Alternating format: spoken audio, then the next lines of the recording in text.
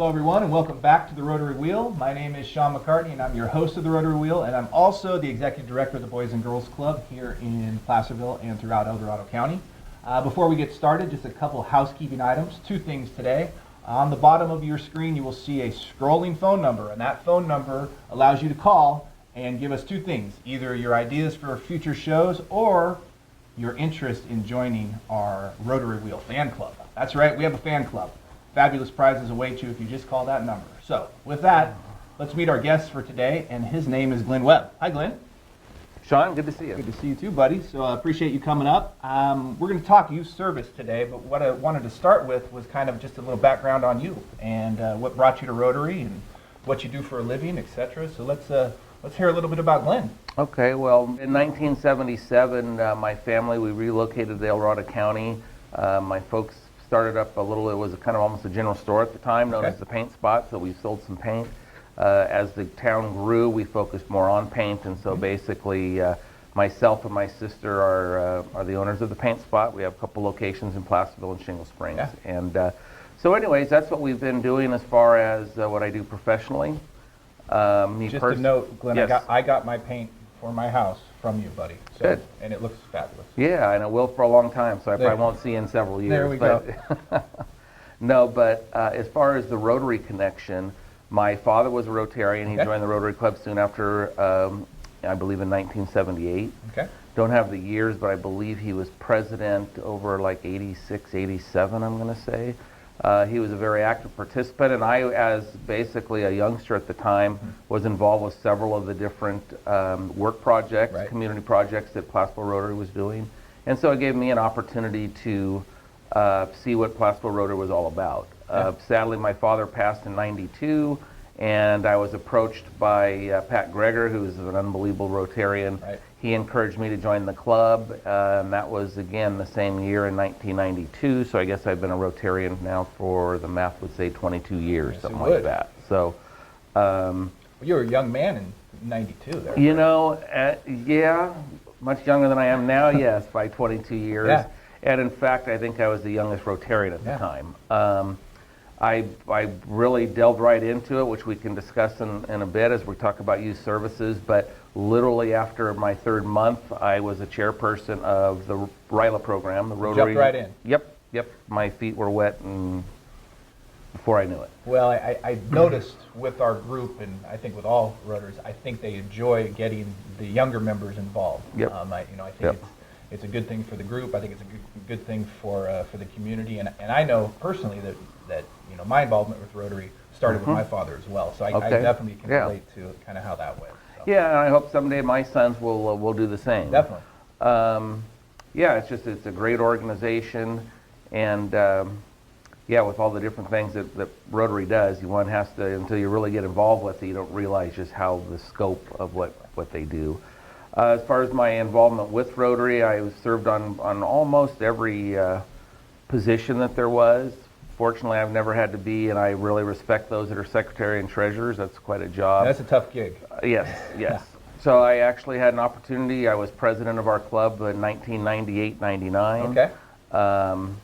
Which was very rewarding. It was a lot of work at the time, but I would recommend anyone who has that opportunity to seize it, because it is something that you won't forget. Fortunately, in my year, we had a program, or I should say a project that we were working on about 3 years, and it really just matured and fabricated in my year, and that was the replacement of all the playground equipment at Rotary Park. Yep. And still proudly standing. And it's ironically, it's our blue and gold color, so it's in fact, I just drove by it yesterday, as a matter of fact, and it still looks great. And my sons were both involved with that. It's a project that the club literally, because we are a hands-on type club, that we literally constructed it in 2 days. Okay. And it was just nice and fortunate for me that it just fell in my lap during my year. And in fact, we were rewarded the District 5190 Project of the Year with that. Congratulations. So, so it's kind of a nice little. Well, I know that being president is I've heard this from a lot of guys that I've talked to that have been president. They say it's a lot of work, but it's incredibly rewarding. Yes. Once you go through your year and you're able to look back at the impact you made, it's pretty special. So. Yeah, it is. And again, it's help from great Rotarians support like you. I mean, as we know, it takes a village kind of thing, No and doubt. it's all of the members that chip in. And I mean, that's why it's important, as we stated earlier, that people get involved. The sooner the better. And when you've been around it, like we were as sons, seeing our fathers being part of Rotary, people join that organization because they want to do something for their community. Right. And fortunately, we're a very active club, and we just get busy. Sooner the better. I think the nature of our community is such that it lends itself to an active type of Rotary. Yep. I mean, people enjoy helping people. People enjoy living here, and I just think it kind of goes hand in hand. Why don't we talk a little bit about youth service? Okay. Let's cover that a little bit and let the folks out there and the vast viewing public know what's going on. Yeah, sure. I think that, I mean, all of us agree and understand that our youth is our future, and clearly that is something that Rotary International, that they not only recognize but embrace. And so that I'm not familiar with all of the different programs and clubs, but I know two off the top. The Rotaract, which is for young people ages between 18 and 30, is kind of a spin-off of a Rotary club that's overseen by maybe a local club. You know, we were talking about that before we got on camera, just how good that would be for us to look at, because I really think that kind of developing a feeder type of program for our Rotary would really benefit it and make it even stronger than it currently is. Yeah, and I know a lot of that I mean, that's true, and it would be an awesome thing to have, and of course it requires resources, as well as, my understanding is a lot of the Rotaract clubs, they do have a university somewhere nearby, Okay. so they have a little bit larger pool maybe than we do. Yeah.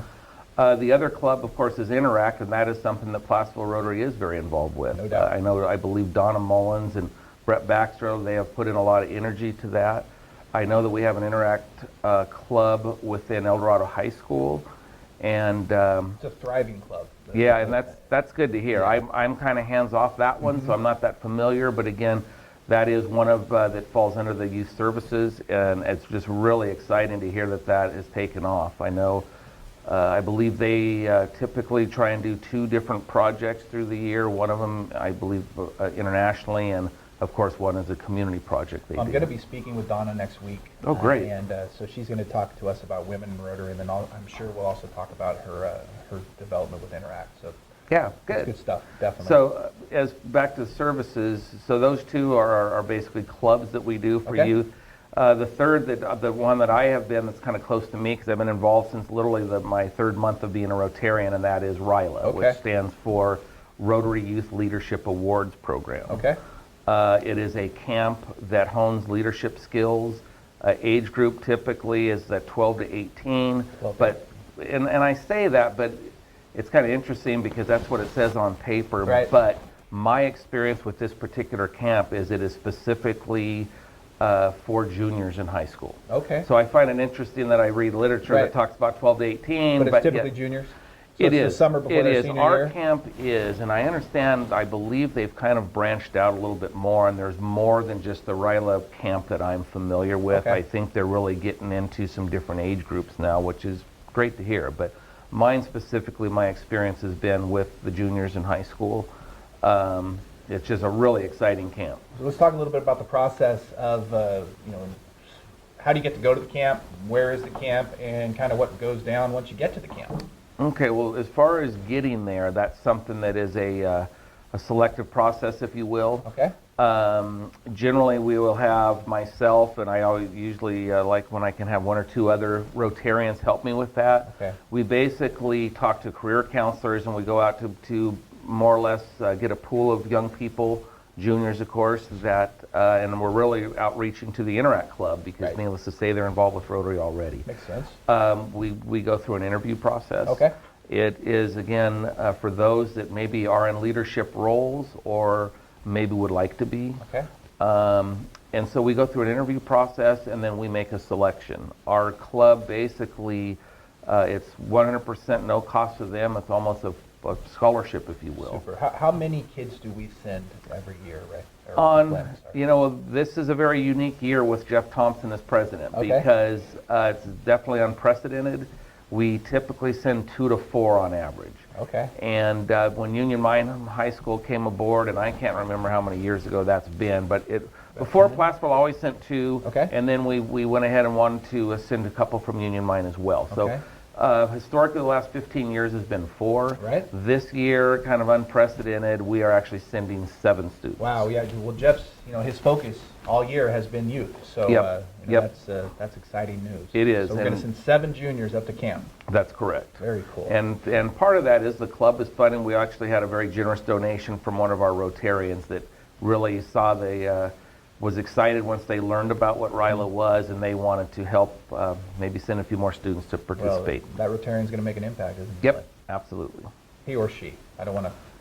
And maybe it was both. Actually, the Rotarian, I don't know if I should use his name or not. Maybe he'd prefer that not. But yeah, between Mr. and Mrs. Stansel, they showed some interest in that. Well, that's an excellent hint. Okay. We'll just leave it at that. Well, All cool. right, Okay, all right. so the camp's in the summer? Yeah, And- it's really grown to a point to where, yes, it is in the summer. They usually have 2 to 3 camps. Okay. It is a 6-day, so practically a week at Wow. camp. It's one where there are no cell phones, there is no outreach. They literally, Excellent. it's a working camp, and like I said, the best testimony is from some of the students. And do the kids come back after they go to camp and come and report back to us how it was and their experience, or has that happened in the past? Or? Yeah, that's something that annually we try and connect Super. with it. Some of these young people are extremely busy, and sometimes it's just a matter of getting the whole timing worked out on somebody's calendar. But yeah, they come, and again, it's those experiences they share with us is when you really understand the impact that this makes. I think that, I can relate to that a lot just in the work that I do, and that, hearing from the kids, Yep. the impact that they have, the Boys and Girls Club, or the impact that a staff member made on them is so much more than even, a staff person or myself talking about it. When you actually hear the child talk about the impact that you've made on their life. And so, with RILA, I know that, have you gone up to it? Have you been to the camp before? Have you seen it in action? Or I've never attended the camp. I have not been a counselor or anything like that, so that's why a lot of what I've learned has been from the students. I can say that I've been involved with transportation to and from camp several years. Neat.